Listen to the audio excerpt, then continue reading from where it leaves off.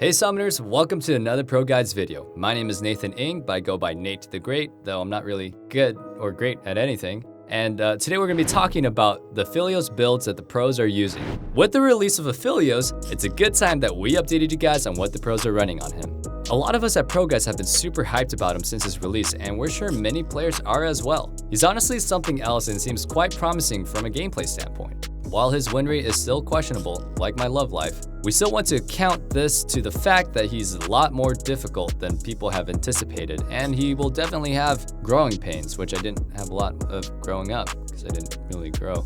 What makes it even harder for his win rate to climb is his insanely high ban rate at the moment as well. How are players supposed to learn this guy when he's banned every game? Play blind pick? If you guys play blind pick, I'm really sorry. I just have really bad experiences with it. Anyway, in this video, we're gonna go over which builds the pros are using. We'll touch on both items alongside rune setups that you'll want to consider taking on him. For our question of the day, what's your favorite weapon on Aphelios? I'm a huge fan of Infernum because it feels so good to get that splash damage in team fights. Are you getting ganks in your own lane, constantly demolished? Don't worry, we've got you covered. ProGuides is the #1 proven way to quickly help you level up your League of Legends skills. Whether you're looking for tier lists, champions, coaching, or courses from your favorite pro players, ProGuides is where you'll find them. Even players like Nightblue, Bunny Fufu, and Loco Doco support ProGuides. So what are you waiting for? Click the link to start improving right now. Now, let's get started with the video. Attack speed, adaptive force, and any defensive stat for matchup. First up, let's talk about what's universal. For the most part, every pro player is running the same runes as their offensive, flex, and defensive stats. They'll run attack speed as their offensive, adaptive as their flex, and whichever defensive stat will benefit them the most on the matchup, which you can't really do in blind pick. But okay, I'm gonna stop bashing on that. However, for each player, this is subjective and you can change up your stats based on your preference, especially when it comes to Aphelios, who has such a unique and fluid gameplay. Conqueror, Presence of Mind, Bloodline, Cut Down, Magical Footwear, Biscuit Delivery, Essence Reaver, Greaves, Runin's Hurricane, Infinity Edge, Maw of Malmortius, or Phantom Dancer, Mercurial Scimitar. This first build is one that our analysts have seen on SKTT1's Teddy. Fanatics Reckles is running a nearly identical build, but we'll talk about the nuances a bit later. What's most notable about Teddy's take on Aphelios is running Presence of Mind. It's worth noting that Vitality's Attila has been running the same build, but taking Coup de Grace in place of Cut Down. Point is, it's not just one guy that likes taking Presence of Mind on him. Let's break down what makes this build a solid choice, starting with the runes. Conqueror is one of Aphelios' better options. In spite of the nerfs to the rune, it still provides an insane amount of adaptive force and is relatively easy to stack on Aphelios. However, its strength is conditional during the lane phase and instead is much more reliable later on into the game. During the lane phase, Aphelios can easily stack up Conqueror when he has Severum as his primary weapon and Calibrum as his secondary. Using Severum's Q will grant 6 stacks of Conqueror, and then a follow-up attack from Calibrum will provide 2 more. Although it's difficult to stack up Conqueror on ranged champions, Aphelios gets to be Urgot for a little bit more than a second and mow down an enemy quickly to ready it. Later into the game, when Aphelios has more attack speed, you can easily get all 10 stacks from using Q with Severum, otherwise stacking it manually through auto attacks. So, why Presence of Mind though? While a lot of us didn't anticipate Presence of Mind being a hot pickup for him, there are a lot of other reasons why you might want to run it over Triumph or over Heal. After giving it some thought, the main reason you would want to take Presence of Mind is to avoid redundancy.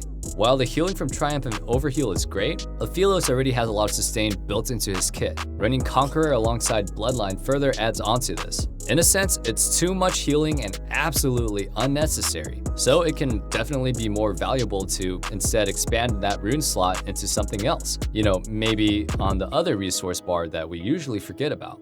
During the early game, there can definitely be times where the mana restoring effects on a takedown can come in clutch. Prior to finishing Essence Reaver, Aphelios can definitely find himself quickly running out of mana if he's spamming Q between his main and offhand weapons. In cases where one of his guns runs out of ammunition in mid-combat, you might find yourself wishing that you had a little bit more mana to cast that ability. Whether it's from having an extra 100 maximum mana from previous takedown, or that clutch missing mana restoration effect off a recent takedown, Presence of Mind can help ensure that you don't run into dire situations as often. Especially in the late game, Aphelios will have enough sustain with Severum, max out Bloodline, and any lifesteal items that he builds. Running Presence of Mind makes it so you basically don't ever have to worry about running out of mana.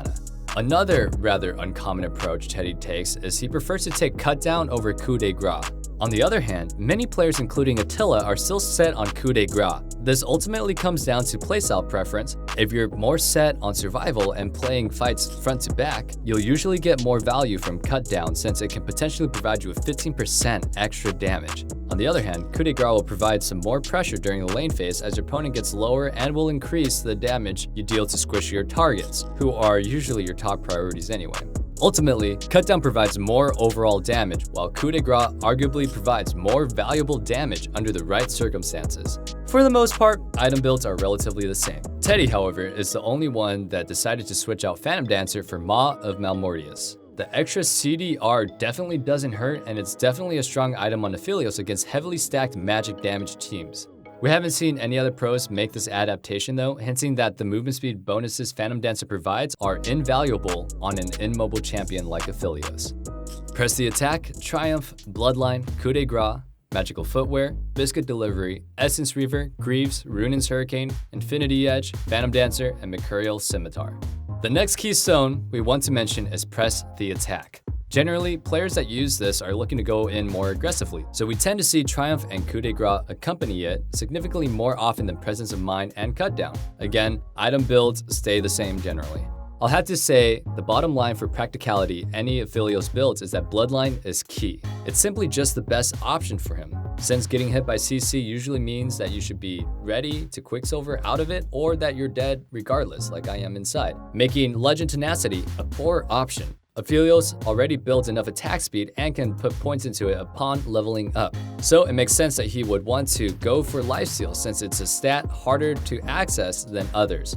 It also synergizes well with Severum since it can provide an overhealing shield while equipped. The majority of players tend to not stray from the inspiration tree. Regardless of what the build or keystone they end up settling on, pretty much everyone is opting for a Magical Footwear and Biscuit Delivery because of how much value these runes provide.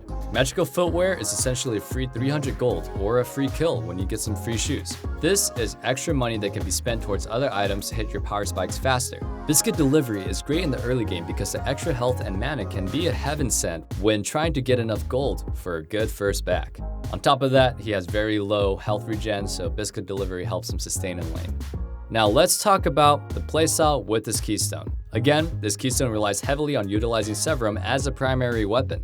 Since its Q applies on-hit effects, you can activate Press the Attack with absolutely no issues as long as you can get in range. Since Press the Attack increases the amount of damage enemies take afterwards, any follow-ups Aphelios or his lane opponent will have will become even more potent. With Calibrum or Gravitum equipped as an offhand weapon, there's plenty of follow-up options that it could get even more damage off. Another great thing about Press the Attack is that you're not just a sitting duck when Severum is waiting on your Q. Calibrum provides an extra auto attack if you can land a Q with it, and the same goes for Infernum. These resets make it very reasonable to assume that you can utilize Press the Attack at pretty much any stage of the game. Overall, you'll deal more burst damage and have a strong laning phase using Press the Attack, but will lose out on some sustain and late game power by taking it over Conqueror. It's a playstyle preference for sure. Fanatics, Reckles heavily leans towards this one, so don't think one is necessarily better than the other. Fleet Footwork, Triumph, Bloodline, Cutdown, Magical Footwear, Biscuit Delivery, Essence Reaver, Greaves, Runin's Hurricane, Infinity Edge, Phantom Dancer, and Mercurial Scimitar.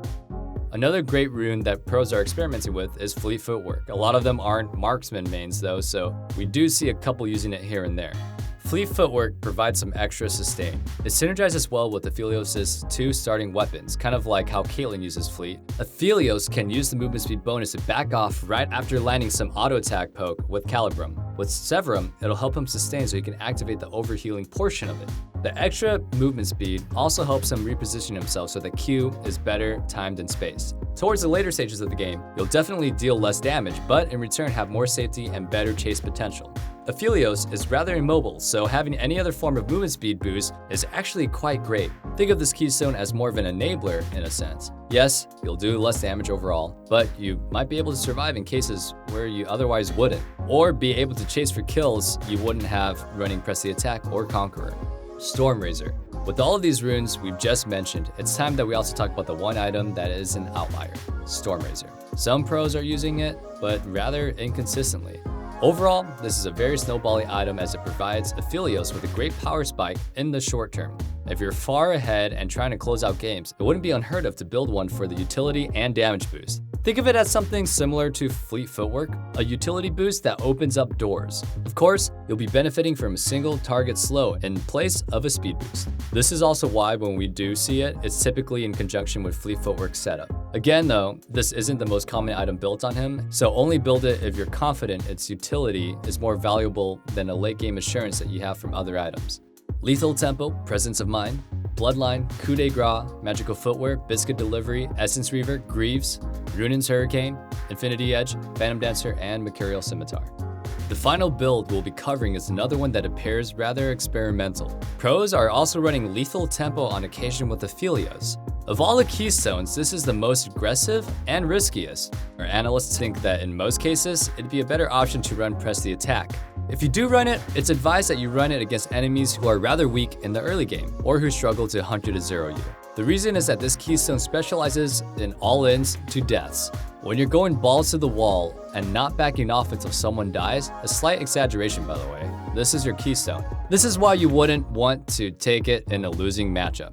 Since obviously you still lose the all-in and die, extra attack speed is worth with all of Aphelios' guns, but it is most heavily impacted by Severum and Crescendum.